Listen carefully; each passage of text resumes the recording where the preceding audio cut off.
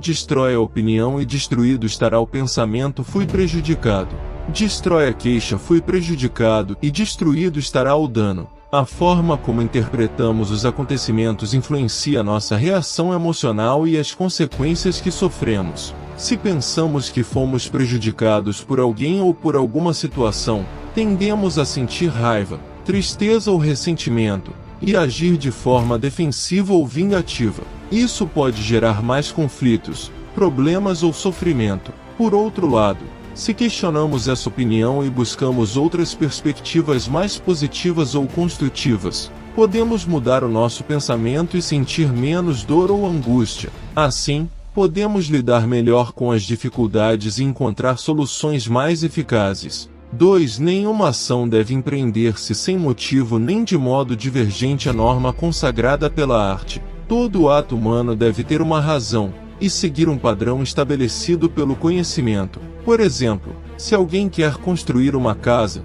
deve ter um motivo para isso, como morar ou vender, e deve seguir as normas da arquitetura e da engenharia, que são as artes relacionadas à construção. Caso contrário, a ação seria irracional e ineficaz. 3. É preciso ter sempre presente isso. Qual é a natureza do conjunto e qual é a minha? E como se comporta em relação àquela e qual parte, a qual conjunto pertence? Ter presente também que ninguém te impeça de agir sempre e dizer o que é consequente com a natureza, da qual és parte. A ideia de que devemos viver de acordo com a nossa natureza racional e a natureza do universo, que é regida pela razão divina. Para ele, devemos sempre nos lembrar de qual é o nosso papel no todo e como devemos agir de forma coerente com a nossa essência e com as leis naturais. Um exemplo de como aplicar essa frase na vida prática seria: se você é um médico, deve se conscientizar de que faz parte de um conjunto maior,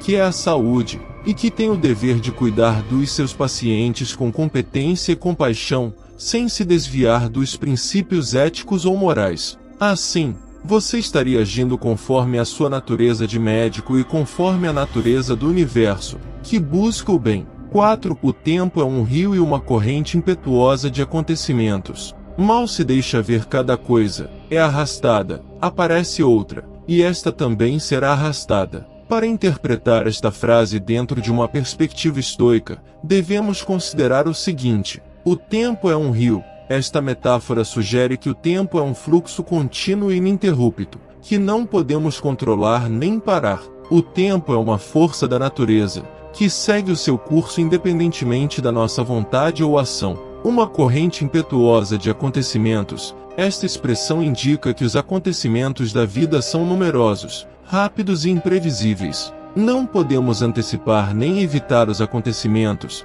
apenas reagir a eles da melhor forma possível. Mal se deixa ver cada coisa, é arrastada, aparece outra, e esta também será arrastada. Esta frase mostra que os acontecimentos são efêmeros e transitórios, que não duram nem permanecem. Não podemos nos apegar nem nos lamentar pelos acontecimentos, apenas observá-los com indiferença e desapego. Assim, a frase de Marco Aurélio nos convida a adotar uma atitude estoica diante da vida, que consiste em reconhecer que o tempo e os acontecimentos são externos à nossa alma e à nossa razão, e que não dependem de nós. Focar naquilo que depende de nós, ou seja, na nossa conduta moral, na nossa capacidade de julgar e escolher o bem. Aceitar com serenidade e resignação aquilo que não depende de nós, ou seja, o destino, a fortuna e a providência divina. Viver no presente, sem se distrair com o passado nem se preocupar com o futuro. Buscar a felicidade na virtude, na sabedoria e na harmonia com a natureza. 5. O que ama a fama considera bem próprio a atividade alheia. O que ama o prazer, seu próprio apreço. O homem inteligente, ao contrário, sua própria atividade.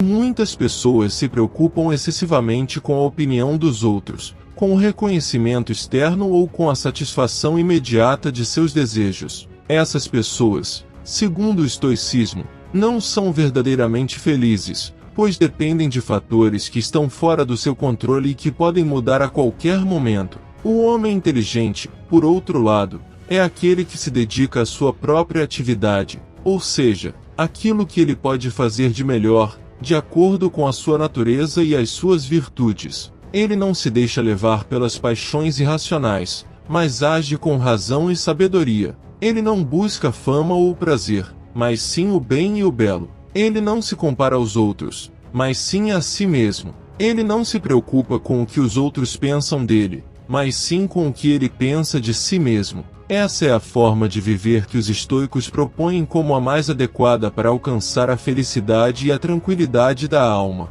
É uma forma de viver que exige disciplina, coragem e autoconhecimento, mas que também traz liberdade, dignidade e paz interior.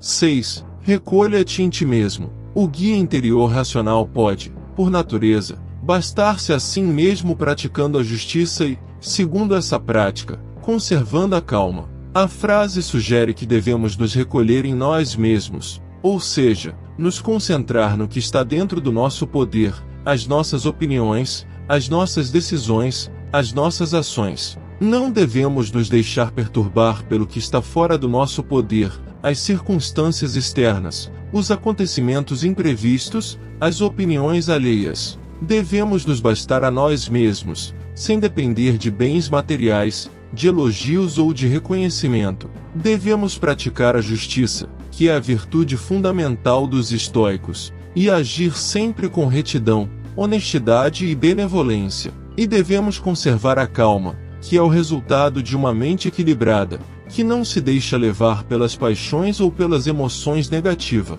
7. Amar unicamente o que te acontece e o que é traçado pelo destino, pois, o que pode adaptar-se melhor a ti? Ao amar unicamente o que nos acontece e o que é traçado pelo destino, estamos a reconhecer que há uma ordem natural e uma razão superior que governam o universo, e que tudo o que nos sucede tem um propósito e um sentido.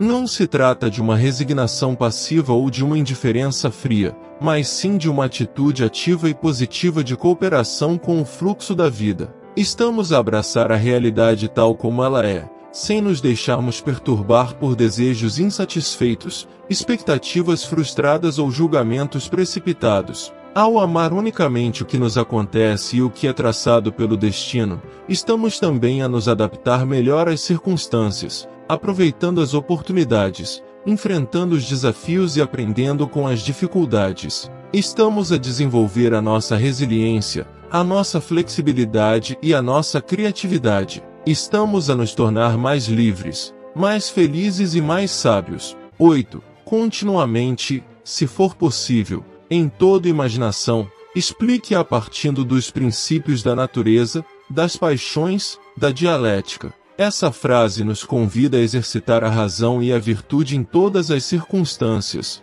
buscando compreender as causas e os efeitos das coisas, as emoções que nos afetam e os argumentos que usamos para justificar nossas ações. A frase nos propõe um método de análise que parte dos princípios da natureza, das paixões e da dialética, que são os 3 pilares da filosofia estoica. Os princípios da natureza se referem à ordem racional e harmônica que rege o universo, a qual devemos nos conformar e cooperar. Os estoicos acreditavam que tudo acontece por uma razão divina e que devemos aceitar o destino com resignação e gratidão. Eles também defendiam que devemos viver de acordo com a nossa natureza humana, que é racional e social, buscando o bem comum e o aperfeiçoamento pessoal. As paixões são as emoções perturbadoras que nos desviam da razão e da virtude, como o medo, a raiva, o desejo e a tristeza. Os estoicos ensinavam que devemos controlar as paixões com o uso da razão, evitando os excessos e os vícios que nos escravizam e nos fazem infelizes. Eles também propunham que devemos cultivar as emoções positivas, como a coragem, a justiça, a sabedoria e a moderação, que nos aproximam da virtude e da felicidade. A dialética é a arte do discurso racional e lógico, que nos permite expressar nossas ideias com clareza e coerência, refutar os erros e as falácias dos outros e persuadir os interlocutores com argumentos válidos e verdadeiros. Os estoicos valorizavam a dialética como uma ferramenta para o conhecimento e para a ética, pois ela nos ajuda a examinar nossas crenças e opiniões, a corrigir nossos preconceitos e ilusões e a defender nossos valores e princípios. Portanto, A frase de Marco Aurélio nos sugere um exercício de reflexão constante sobre as coisas que nos acontecem ou que imaginamos, usando os critérios da natureza, das paixões e da dialética para avaliar se estamos agindo de forma racional e virtuosa ou se estamos sendo dominados pelas paixões irracionais e pelos discursos falsos. É uma forma de praticar a filosofia como um modo de vida, buscando a sabedoria e a felicidade. 9. Quantos homens, que foram muito celebrados, caíram já no esquecimento, e quantos homens que os celebraram já há tempos partiram. Esta frase revela uma profunda sabedoria sobre a natureza transitória da vida humana e a futilidade da busca pela fama e pelo reconhecimento. A frase de Marco Aurélio mostra-nos que a fama é uma ilusão, pois depende da memória dos outros, que é frágil e efêmera. Além disso, a fama não nos traz felicidade nem paz interior, pois está sujeita à mudança e à crítica. O verdadeiro bem-estar só pode ser encontrado na nossa própria alma, na nossa capacidade de sermos honestos, justos, generosos e prudentes. Estas são as qualidades que devemos cultivar e que nos tornam dignos de respeito, não só dos outros, mas de nós mesmos. Por isso, sugiro-lhe que não se preocupe com o que os outros pensam de si ou com o seu lugar na história. Em vez disso, foque-se no seu dever como cidadão do mundo e como ser racional, procure fazer o bem, sem esperar recompensa ou elogio. Lembre-se de que a sua verdadeira glória está na sua virtude, e não na sua fama.